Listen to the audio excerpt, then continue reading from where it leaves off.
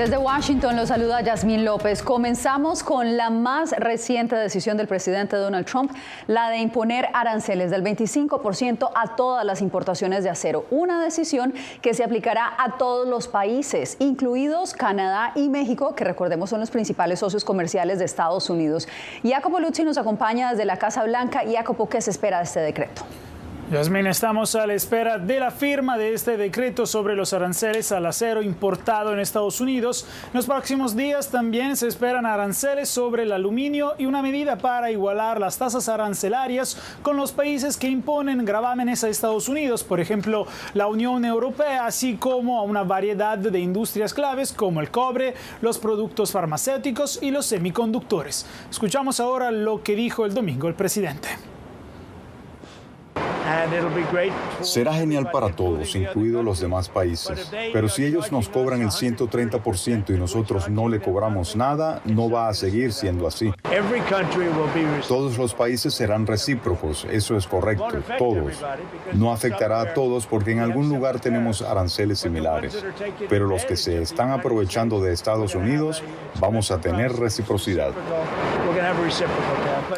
Las propuestas arancelarias de Trump ampliarían su lucha comercial a muchos países diferentes, desencadenando disputas comerciales que podrían alentar a otros países a tomar represalias con sus propios aranceles a los productos estadounidenses. Yasmín, según expertos, el presidente podría utilizarlos como palanca para buscar más concesiones en las negociaciones, pero también violarían estos aranceles los compromisos de Estados Unidos con la Organización Mundial del Comercio.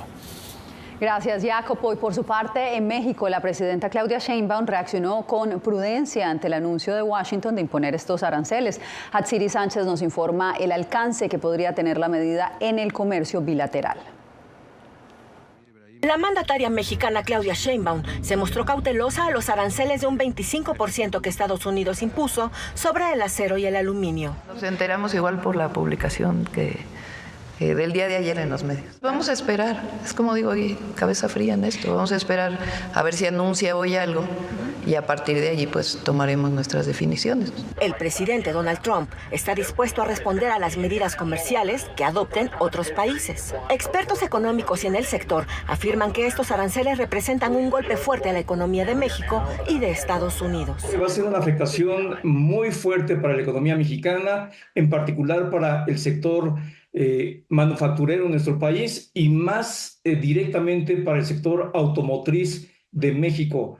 Hay que recordar que el 30% del Producto Interno Bruto de la economía mexicana depende de este sector. El analista y experto en economía considera que el mandatario estadounidense ha echado mano de fuertes represalias ajenas a la problemática de seguridad y narcotráfico. Hasta ahora, las presiones arancelarias de parte del presidente Trump en contra de México han sido por dos temas que no tienen nada que ver con el comercio.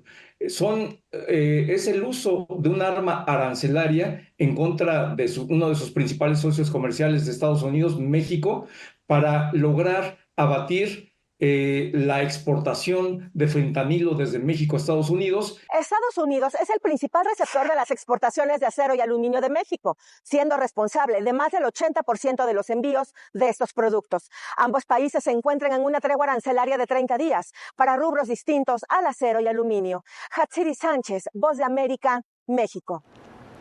En noticias internacionales, el grupo militante Hamas anunció que interrumpe las liberaciones de rehenes, acusando a Israel de violar el acuerdo de cese al fuego. Desde Tel Aviv, Pilar Cebrián nos envía el reporte. Ha ocurrido hace pocos minutos. Hamas ha declarado que aplaza las liberaciones previstas para este sábado por las continuas violaciones, han dicho, del alto el fuego por parte de Israel. Dicen que no está entrando suficiente ayuda humanitaria en Gaza, que continúan los disparos contra la población y que no se está permitiendo a los gazatíes regresar a sus casas del norte. Pero sin ninguna duda esta decisión ha llegado después de que Donald Trump hiciera unas declaraciones sobre sus planes urbanísticos en Gaza. Va a ser un hermoso lugar, pero ¿tendrán los palestinos derecho para volver? No, no lo tendrán, porque tendrán mejores viviendas, mucho mejores. Estoy hablando de construir un lugar permanente para ellos, porque si tienen que volver ahora, van a pasar años antes de que Ahora no es habitable. Horas después de esta entrevista, Hamás ha anunciado que pone en pausa el acuerdo. Rápidamente, ciudadanos israelíes han acudido a la sede del gobierno. A gritos han pedido que no se rompa el alto el fuego. Todo esto ocurre después de que el gobierno israelí haya hecho todo lo que podía para incumplir las reglas y no ser claro sobre el acuerdo. Todo el mundo sabe que Netanyahu es un mentiroso, que no quiere seguir con el acuerdo y pasar a la segunda fase. La tregua, que ha costado 14 meses en negociarse, se encuentra en el momento más frágil. Este pasado fin de semana, el mal estado de los 3 rehenes, visiblemente escuálidos, ha llevado a la población a exigir con urgencia que salgan cuanto antes los 39 rehenes que quedan con vida. Y esta noche el gobierno israelí ha decidido reunirse de urgencia para decidir cómo responder al anuncio de Hamás. Además, nos encontramos en una semana en la que se iba a comenzar a negociar una tregua permanente para Gaza, pero en los últimos acontecimientos han puesto en pausa el alto el fuego y, de momento, las liberaciones que estaban previstas para este fin de semana han sido aplazadas. Pilar Cebrián, Voz de América, Tel Aviv, Israel. Y en medio de las crecientes críticas sobre el poder otorgado por el gobierno estadounidense al empresario sudafricano Elon Musk, el presidente Donald Trump le ha encargado ahora auditar al Pentágono para, según él, descubrir millones de dólares en fraude. Carolina Valladares nos trae el informe. ¿Confiar en Elon? Él no está ganando nada. De hecho, me pregunto cómo puede dedicarle tiempo. Está muy interesado en ello. Es la más reciente y ferviente defensa del presidente Donald Trump a Elon Musk en medio de quienes lo critican por su gestión al frente del Departamento de Eficiencia Gubernamental y la influencia que el multimillonario sudafricano tendría sobre el mandatario. Es más, en las últimas horas Donald Trump encargó a Elon Musk, a quien la Casa Blanca ha designado como un empleado especial del gobierno federal, una auditoría para encontrar, asegura, miles de millones de dólares en fraude y abuso en el Pentágono durante el gobierno de Biden.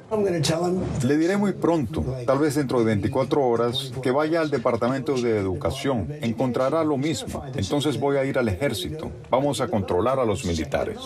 Sin embargo, una encuesta reciente realizada por The Economist que indica que la proporción de republicanos que apoyan una influencia significativa de Elon Musk en la administración Trump ha caído sustancialmente hasta un 26%, casi la mitad del apoyo registrado en noviembre. Desde que Trump asumió el cargo, Elon Musk ha tomado una serie de medidas que han hecho que algunos críticos cuestionen la base legal de su autoridad. La más reciente, desmantelamiento el pasado lunes de USAID, como se conoce a la Agencia de Estados Unidos para el Desarrollo Internacional. Las órdenes de suspensión de trabajos me han impedido brindar servicios en todo el mundo que ayudan a mantener a Estados Unidos más seguro y fuerte mediante la promoción de asociaciones comerciales. El pasado viernes, un juez federal asestó a Trump y Musk su primer gran revés en el desmantelamiento de la agencia, ordenando un cese temporal de los planes para sacar del trabajo a miles de empleados. Y mientras las Cortes realizan su trabajo, la administración Trump ha anunciado hace apenas unas horas que ha rescindido el contrato de arrendamiento de la Agencia para el Desarrollo Internacional de los Estados Unidos aquí en Washington, D.C., lo que supone un paso al frente de un desmantelamiento rápido y casi por completo de lo que era la Agencia del Desarrollo de Estados Unidos durante casi 6 décadas, Yasmín. Gracias, Carolina. Y en firme quedó el bloqueo de un juez federal de Estados Unidos a la oferta de indemnización por despidos que el gobierno Trump envió a 2 millones de trabajadores federales.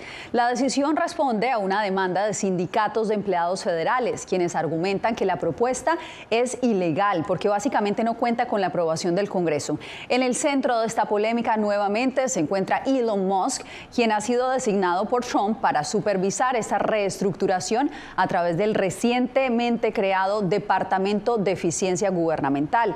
El juez dijo este lunes que considera mantener el bloqueo por un periodo más largo. Y en más noticias, este lunes llegará a Venezuela el primer vuelo de migrantes deportados por Estados Unidos. Esto sucede un día después de que una corte federal bloqueara el traslado de 3 migrantes venezolanos a la base militar de Guantánamo en Cuba. El informe completo lo tiene José Pernalete.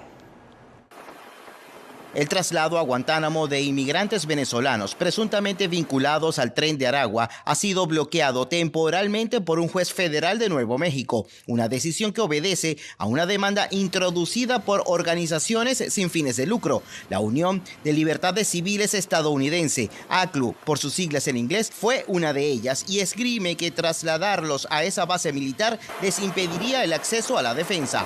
Sus abogados están ahí también, así es que si tienen que hablar con ellos, comunicarse, juntarse en persona, es muy fácil. Si mueven a nuestros clientes más de 3,000 millas o kilómetros de donde están sus abogados, va a ser muy difícil poder representarlo. La secretaria de Seguridad Nacional, Kristi Noem, dijo recientemente que los trasladados a Guantánamo no permanecerán allí por mucho tiempo. Hola a todos, estoy aquí en la bahía de Guantánamo supervisando algunas de las operaciones que estamos llevando a cabo para albergar a los peores de los peores y a los criminales ilegales que están en los Estados Unidos de América. La decisión del tribunal solo impide el traslado de estos 3 inmigrantes. Uno de los argumentos legales de peso, según abogados constitucionalistas, es la incertidumbre sobre personas que no tienen un juicio o antecedentes por crimen violento. El hecho es de que si hubieran sido criminales, si hubieran cometido algún delito en este país, estarían cumpliendo sentencia por delitos cometidos en este país. Para otros expertos, esta decisión demuestra el valor de la separación de poderes en Estados Unidos y por ahora se debe estudiar cada caso de estos inmigrantes que no fueron deportados. José Pernalete, Voz de América. Y mientras el gobierno federal sigue endureciendo sus políticas hacia la migración irregular, estados como Mississippi y Missouri debaten proyectos de ley que buscan crear la figura de cazarrecompensas. Laura Sepúlveda nos cuenta en qué consiste esta iniciativa y a quiénes impactaría. Cazarrecompensas certificados que provean información útil para detener personas indocumentadas con planes de deportación ha sido la propuesta que legisladores de Mississippi y Missouri han sometido a votación. El plan, ya enterrado en el Congreso de Mississippi, avanza en el otro estado. Este proyecto de ley busca crear un programa de inmigración a nivel estatal. Tendremos al Departamento de Seguridad Pública realizando investigaciones, al igual que el Servicio de Inmigración. Habrá una línea telefónica para denuncias que el Departamento de Seguridad Pública puede usar para iniciar investigaciones. Organizaciones no gubernamentales advierten que ofrecer recompensas de hasta $1,000 por persona crearía una carga económica importante para el Estado y provocaría un aumento de intimidaciones para un sector de la población. Puede ser que las personas busquen identificar a personas que ya conocen o que tienen algún rencor en contra de ellos, siendo indocumentados con antecedentes criminales o no. Y en otra puede ser para tratar de decirles que si no colaboran, que si no cooperan o que si no hacen lo que ellos dicen, los pueden referir a ICE. El promotor de la ley en Missouri, quien asegura que su propuesta ha sido mal interpretada, aclara que esta no autoriza la solicitud selectiva de documentos. Según la ley, es totalmente ilegal. No se puede hacer eso. Las autoridades no pueden acercarse a una persona en suelo estadounidense y decirle, muéstreme sus papeles. No se puede hacer. La policía no puede hacerlo. De hecho, los agentes federales no pueden hacerlo sin una orden de detención. La Constitución estadounidense asigna responsabilidades migratorias solo a agentes federales. Pero a partir de la figura de invasión de propiedad, estados como Texas han logrado procesar a quienes cruzan de manera irregular. Laura Sepúlveda, Voz de América. Cuando volvamos, hay luto en Guatemala. Un trágico accidente de tránsito deja más de 50 fallecidos y numerosos heridos.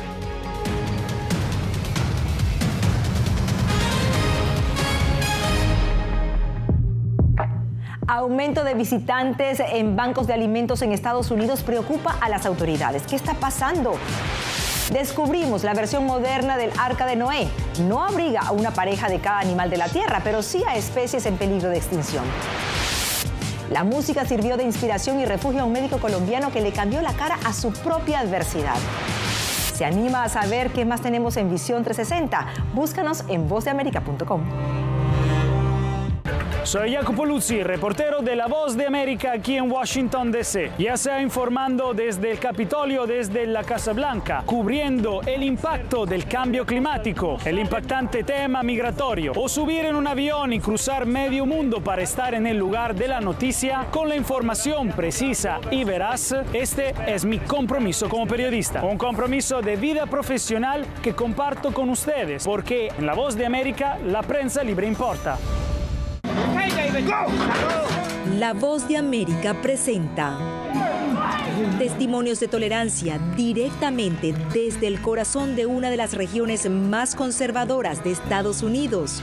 Historias de personas determinadas a derribar estereotipos, viviendo de manera auténtica en el hogar de los valientes. Encontraron su libertad. Disponible en todas las plataformas de La Voz de América. Nunca pensé pasar 2 años y 7 meses en la prisión por nada más pensar diferente a las autoridades de Nicaragua. Una vez que bajamos del avión, acá en Estados Unidos, en Washington, nos damos cuenta que estamos libres porque no sabíamos si también veníamos a una cárcel, no sabíamos nada. El cuerpo como que siente el aire puro, la diferencia a estar en una prisión, ¿verdad?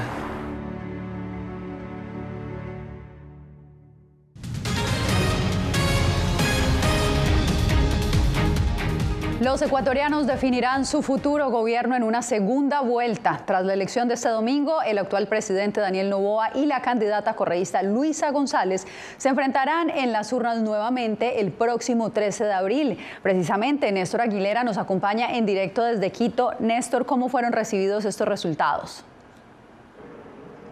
Con enorme expectativa de parte de ambas candidaturas finalistas que ya planifican eventuales alianzas de cara a lo que será la segunda vuelta electoral programada para el próximo 13 de abril. Gracias por ser parte. Tras horas de incertidumbre, luego del cierre de las votaciones, el Consejo Nacional Electoral determinó que los candidatos Daniel Noboa y Luisa González alcanzaron el 44,28% y el 43,86% respectivamente. Horas antes, la titular del organismo electoral anticipó un escenario de segunda vuelta. Las y los ecuatorianos volveremos a las urnas el próximo 13 de abril. Los dos finalistas reaccionaron de diferente forma luego de conocerse el resultado. Noboa, a través de una publicación en X, agradeció a sus votantes y los invitó a seguir luchando. González, en cambio, habló de un triunfo y destacó la necesidad de invertir más en lo social.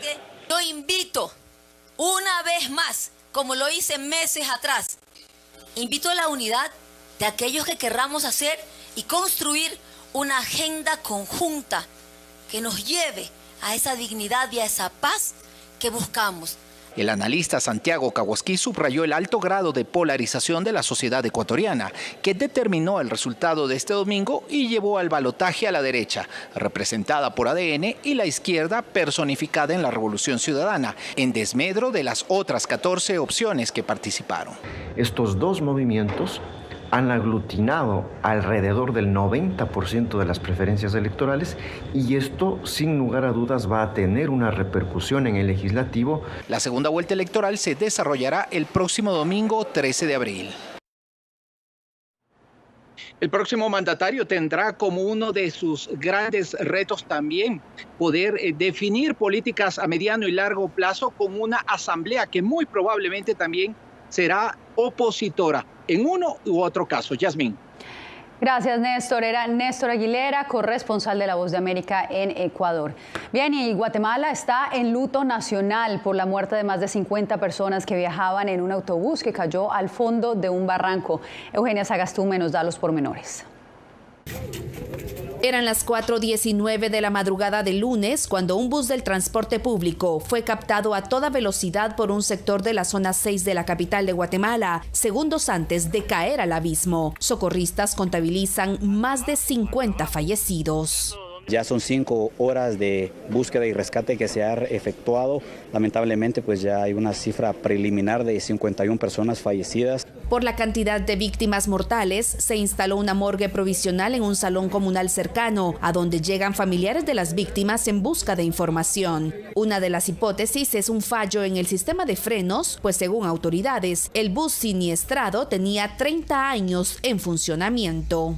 Es un bus modelo 1995. Mientras el presidente declaró luto nacional. Nos solidarizamos con las familias de las víctimas de esta tragedia que hoy amanecen con una noticia que los desgarra a ellos como familias, pero nos desgarra a nosotros como nación. He decidido decretar luto nacional. El último cadáver que fue recuperado fue el del conductor, que será analizado por el Instituto de Ciencias Forenses para descartar que estuviera al volante bajo efectos de droga o alcohol. 10 personas heridas se recuperan en hospitales de la capital. Eugenia Sagastume, Voz de América, Guatemala. Bien, y para que usted pueda seguir el desarrollo de esta y otras noticias, los invitamos a escanear el código QR que en este momento está viendo en pantalla. Así podrá tener acceso a nuestra página web, vozdeamerica.com. También pueden seguirnos en nuestras plataformas de La Voz de América. Nicaragua acusa al Vaticano de violar su soberanía. ¿Qué hay detrás de esta acusación? Le contamos en breve.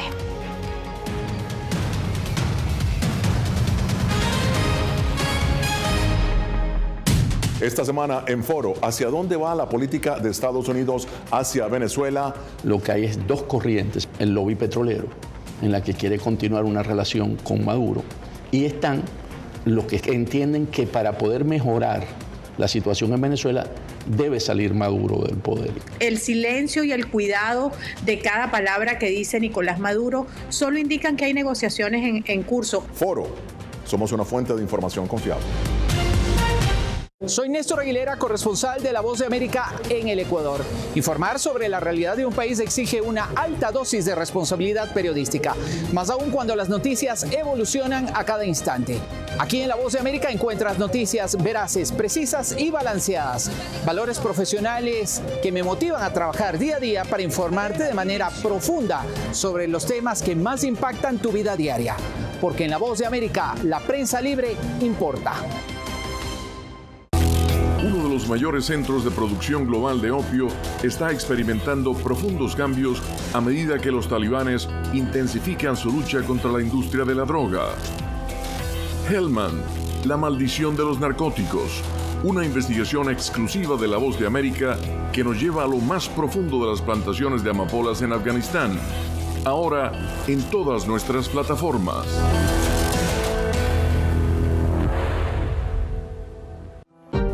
Hola, soy Oscar Ortiz Barahona, corresponsal La Voz de América. Ser La Voz de América desde Honduras me permite conectarme con todos ustedes, nuestras audiencias en todos los países del continente, ofreciendo información veraz sobre los temas que más te impactan. Honduras y los Estados Unidos han ejercido labores humanitarias. Más de 40 viviendas.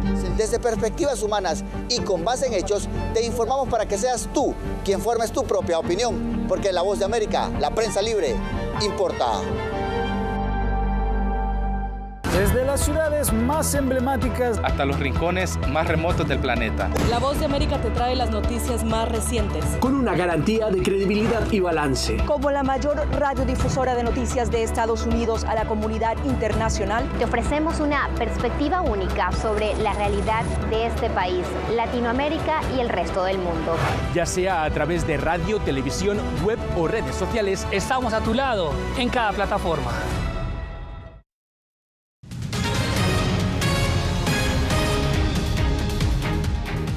Nueva York respondió con una ley escudo que protege a los médicos que prescriben medicinas abortivas. Esto luego de que el estado de Luisiana acusara de cargos graves a una doctora neoyorquina por una de estas recetas médicas. Ángela González tiene más información. La gobernadora de Nueva York, Kathy Hochul, firmó una ley que protege la identidad de los doctores que prescriben medicinas abortivas. Esto luego de que se conociera el nombre de una doctora residente de Nueva York que envió por telemedicina píldoras abortivas a una paciente embarazada menor de edad en Luisiana. La doctora Margaret Carpenter recibió cargos y es buscada por los fiscales de este estado. Esta doctora simplemente respondió a un pedido de ayuda y a cambio ahora enfrenta un cargo de delito grave que la somete a una pena de prisión de hasta 5 años y multas de hasta $50,000. La gobernadora de Nueva York pidió a otros estados adoptar leyes similares mientras el debate sobre los derechos reproductivos bajo potestad estatal se recrudece. Luisiana tiene una de las leyes más restrictivas de la nación sobre el aborto. Caos y confusión para los médicos, porque un médico no es un abogado. Entonces ahora resulta que antes de yo proveer atención médica, tengo que hablar con mis abogados o los abogados de mi clínica, de mi hospital, para preguntarles si puedo o no puedo. Y además de eso, algunas prohibiciones estatales son muy estrictas. La telesalud, cuyo auge se dio durante la pandemia, no debería ser castigada, dice este ginecólogo. Los principios básicos de la telemedicina deberían basarse en la ubicación del proveedor y no en la del paciente. La ley escudo protege a los médicos solamente en la jurisdicción donde es emitida, lo que terminaría limitando la movilidad de los doctores a estados donde les formulen cargos. 18 estados, incluidos Nueva York, han aprobado leyes que protegen a los médicos de ser procesados en otras partes del país. Ángela González, Voz de América, Nueva York. Vamos ahora con información de Nicaragua, donde el gobierno de Daniel Ortega acusó al Vaticano de violar la soberanía del país centroamericano. Donaldo Hernández nos cuenta por qué. El gobierno de Nicaragua acusó este domingo al Vaticano de violar las leyes del país, tras mantener a Rolando Álvarez como obispo, pese a que fue desterrado a Roma en enero del año pasado. El Estado Vaticano pretende disponer sobre cargos y poderes que otorgan en Nicaragua a personas que dejaron de ser nicaragüenses. Ese Estado Vaticano, depravado, pedófilo, denunciado así en todo el mundo, que en estos tiempos todavía desconoce virtudes, derechos y se alía con las fuerzas de la oscuridad. Rolando Álvarez estuvo en prisión por más de un año por supuesta traición a la patria. En una reciente entrevista explicó que el Papa Francisco lo mantiene como obispo de las ciudades de Matagalpa y Estelí, en el norte de Nicaragua. Fui ordenado obispo para Matagalpa, soy cabeza visible de Matagalpa y administrador apostólico de Estelí y lo seguiré siendo hasta que Dios quiera. Líderes religiosos de Centroamérica se han solidarizado con la Iglesia Católica de Nicaragua por el destierro de más de 100 sacerdotes, entre ellos 3 obispos. Nos sentimos muy unidos espiritualmente a la Iglesia de Nicaragua, con la cual obviamente compartimos la misión. No cesamos de orar por la Iglesia de Nicaragua para que el Señor les fortalezca y les anime en el cumplimiento de la voluntad de Dios. En repetidas ocasiones, el Papa Francisco ha expresado su cercanía con la Iglesia Católica de Nicaragua e insiste en un diálogo con las autoridades.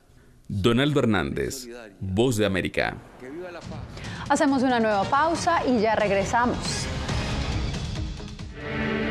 Se nos acabaron las esperanzas, muchachos.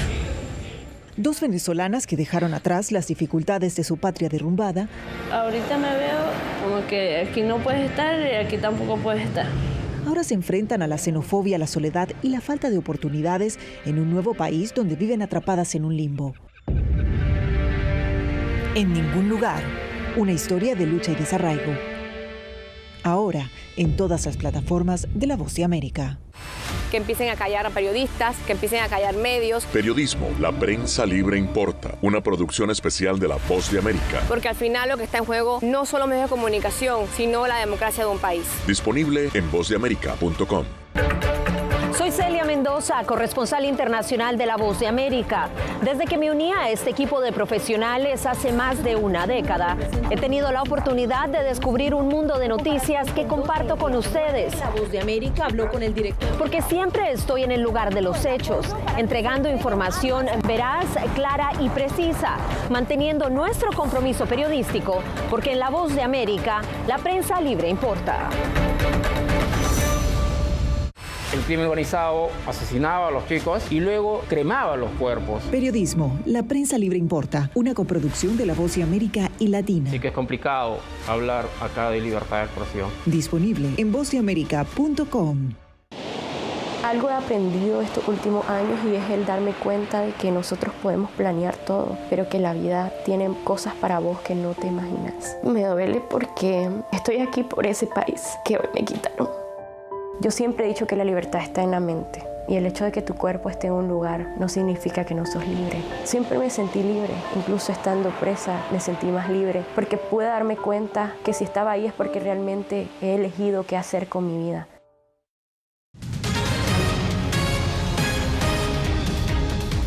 Nos dirigimos al Museo del Globo en Roma, que se ha convertido en un espacio único para despertar la imaginación y el arte. Esta exposición inmersiva invita a los visitantes a adentrarse en un mundo donde se funden la creatividad y la interacción. No solamente niños, adultos también exploran este espacio lleno de esferas flotantes que crean una atmósfera mágica e inigualable. Con esto me despido por hoy.